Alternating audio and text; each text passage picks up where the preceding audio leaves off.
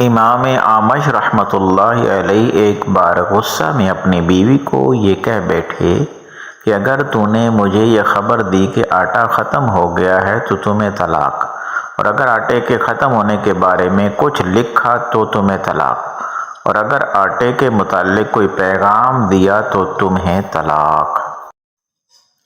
ان کی بیوی حیران رہ گئی کہ انہوں نے کیا کہہ دیا ہے۔ وہ سوچنے لگی کہ اب کیا کیا جائے۔ اسے کسی نے کہا اس مشکل سے صرف امام ابو حنیفہ رحمہ اللہ ہی نکال سکتے ہیں، تم ان کے پاس جا کر سارا واقعہ بیان کر دو۔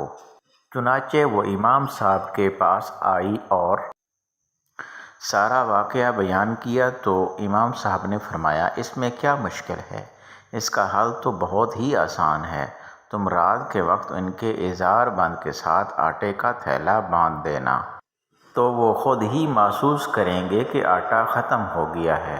چنانچہ صبح کے اندھیرے میں امام اعمش جب لباس تبدیل کرنے لگے تو انہیں اظہار بند کے ساتھ کچھ چیز لٹکی ہوئی محسوس ہوئی۔ جب انہوں نے دیکھا تو وہ آٹے کا خالی تھیلا تھا۔ انہیں معلوم ہو گیا کہ گھر میں آٹا ختم ہو گیا ہے۔